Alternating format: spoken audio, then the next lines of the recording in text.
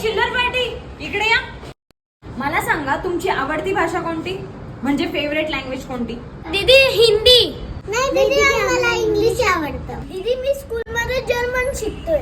दीदी French is my favourite language.